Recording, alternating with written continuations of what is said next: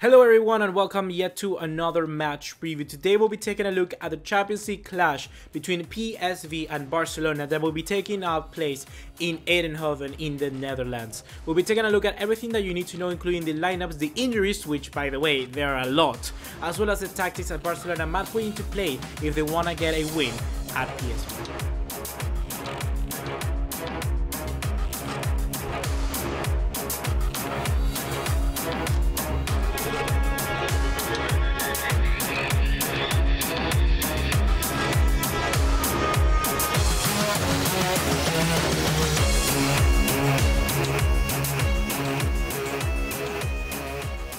If by any means you're interested in cheap, reliable footballing kits, be sure to check out Antigua. Links are going to be in the description down below. They provide worldwide coverage, which is one of the best things I can recommend about them, as well as secure payment options to ensure you get the best service possible. You get the deal, you know the drill, but now let's get right into it. What's going on, guys? ¿Cómo están? BugaLuis here, welcome back to another video here on the channel, and today we'll be serving once again a match preview, this time around a Champions League edition. So let's say we got some new spices that are gonna be taking place in this dish. And yes, I know I haven't been serving you for a long time videos. It's probably been 3 days since I uploaded to this channel, but it's something that to be honest with you, I think it was good. It was good to take a little break, focus on university, to try and nail that down. And now that I feel my university work is on the lane, you know, it's really good, it's gonna be coming out smoothly, I can just produce so much more swiftly more content for you guys. So that's why I made the post the other day, to see which video you actually want to see first. And if you're new and you haven't done that already, I encourage you to subscribe, because that way I can know what you want to watch, that way you can join our community, and that way you can chat with other people about what we love, which is football, and if, well, you're more interested, Barcelona. So just like we always do, we're going to start off by taking a look at how both teams approaches this game. In the case of PSV, which today we're going to start off with them because they are the host of this game, they're starting off with a full team. They got all the players that they need. I don't know if necessarily they have a full squad. I haven't looked too deep into that, but I do know that they got a first 11 team that is ready to battle against Barcelona. In that sense, I think that the consistency that Mark van Bommel's side has been having in the last few days by getting wins after wins after wins in the Eredivisie can certainly come into play against Barcelona.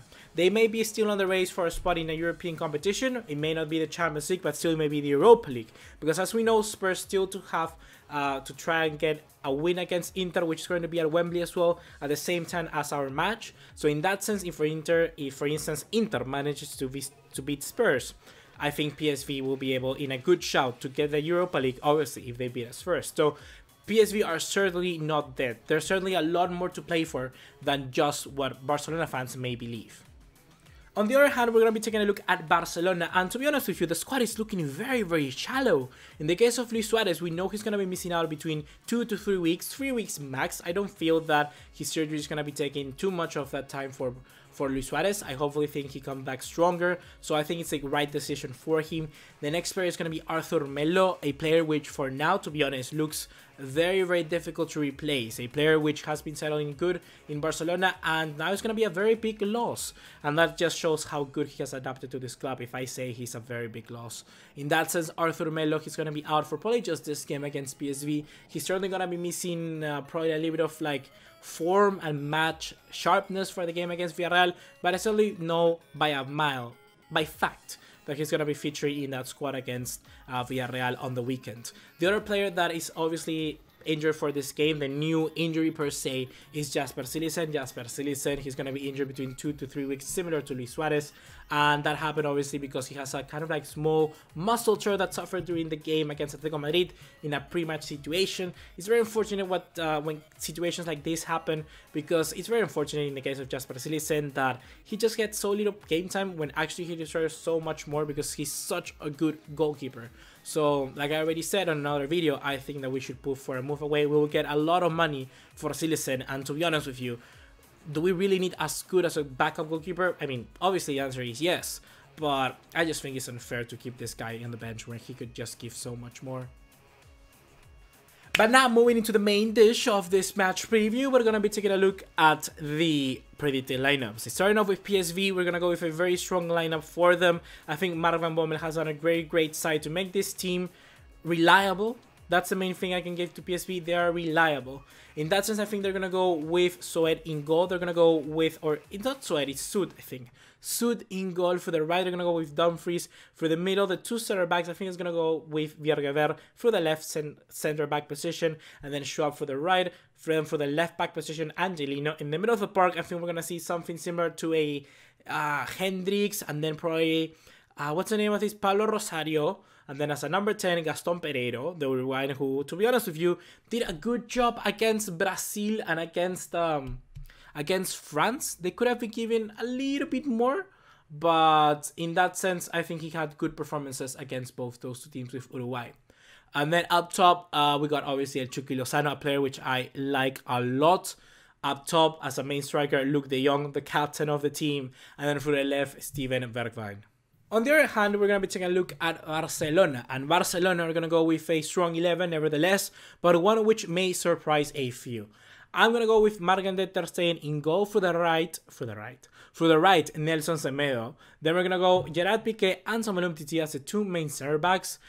Obviously, I would love to see Clement Lenglet start. I think that I want to see that dynamic between Umtiti and Lenglet work, those two left-footed center backs. I want to see how it works, but I just don't see Valverde doing that, to be honest. I'm going to go with Jordi Alba for the left-hand side. The middle of the park is where I'm going to have some big points to prove. And I think that this game should be about proving that the 4-4-2 doesn't have to be conservative at all. So the formation that I'm going to put out is going to be a very good, kind of like solid, counter-attacking wise, but still very good in defense. A good team, you know, a very balanced team that can do a little bit of everything. I'm going to go with Sergio Busquets and Arturo Vidal as the two main center midfielders today. Coutinho for the left, Malcolm for the right, and then up top Lionel Messi with Ousmane Dembele. That's going to be my lineup for the game against PSV. I do believe that this lineup can provide Barcelona with a lot of different tactics and ways they could approach that game, and that's something that comes with Valverde trying to take more risk.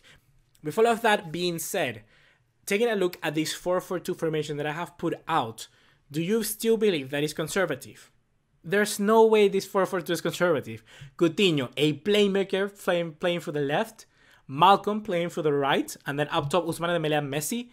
4 players which are attacking and only 2 of them in the midfield which are actually worthy or conscious of defending. It's not conservative at all. And the main thing about this, why I think it could work, is because they don't look too much to run into space. That's what Messi can do. That's what Ousmane Dembele does probably the best in our team. So in that sense, they can provide a lot of stability. And in a game where PSV are going to concede the possession, because we already know that's what they do. That's what they did against Barcelona at the Camp Nou. That's what Mark van Bommel does. And that's why he knows from all by the way when he was playing at Barcelona. That's what he understands. That's how he knows he can hurt us. So he's going to concede the possession. And instead of just defending and whatever he does, he's going to try and give pressure to us whenever he has the chance to. It's kind of like not exactly constant pressure. It's not exactly kind of like pressure to the second ball. It's more of a pressure when the passes are being made. Similar to what Real Betis did, but obviously with much less possession. In that sense, I think that to counteract that, we need to have the ball as much as possible. And Coutinho and Malcolm can give us that just fine. Someone like Denis Suarez could also be included in that if Coutinho was not up to the game. But I think that Coutinho will probably make it, giving into account that he was even included. He was left out of the last game and now he's included for this one. I think that the rest probably gave him a little bit more few days to get back stronger, and I think he's going to make a clear impact in this game. Like I mentioned, there are some certain key players that we have to take a look at, especially being El Chucky Lozano and Steven Bergwijn. I feel that Nelson Semedo is going to be crucial on this because he's probably, alongside Jordi Alba, one of our most fastest players in defense. And with that, Nelson Semedo is going to have the tough job of marking Steven Bergwijn. This guy is, oof, oh my god, he's good. He's a young, just like exquisite winger, just a pure natural winger. And it's very nice to see him play. His skills are top-notch, and I certainly see him having a great future as a footballer. And Nelson Semedo has to prove this, because he has played against Atletico Madrid, where most of the time Atletico Madrid relies more on attacking narrow, attacking for the middle, trying to look for boxes, for crosses into the box, stuff like that, where Nelson Semedo doesn't really have the time to shine as a defender. So in this sense, I think it's going to be a total test for Semedo, you know, to see if he's up to the race, which I believe he is. And just sprinkling the final things for this match preview, I gotta say that I would love Valverde to incorporate some of the youngsters in this game. Don't quote me on this, but I think Riqui Puig is called up, and then Carles Aleñá I know by a fact. So I do like to see Carles Aleñá or Riqui Puig, if available, to have some sort of role in this game. Once again, I don't mean no disrespect to PSV. They're a very good side, probably one of the best Pod 4 teams out there in the competition. And when I say that, I mean it with a lot of respect.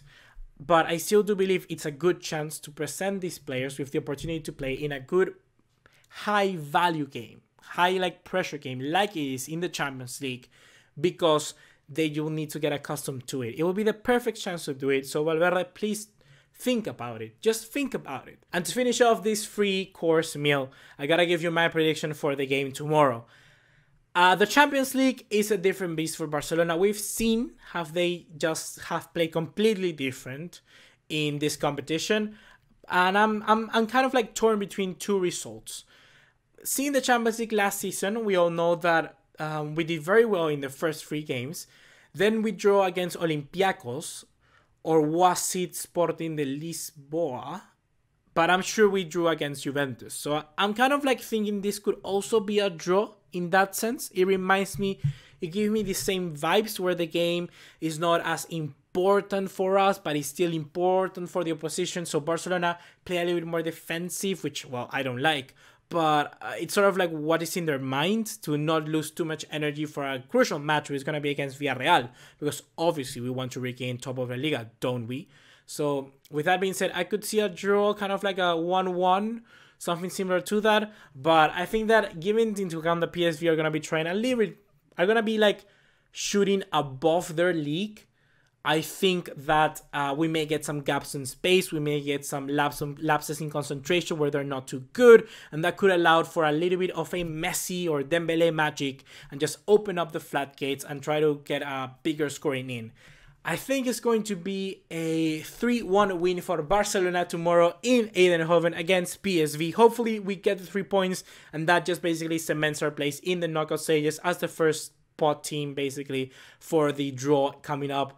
The round of 16. So hopefully guys you have enjoyed this match preview, and just like I said, I'm sorry for not being able to upload videos in the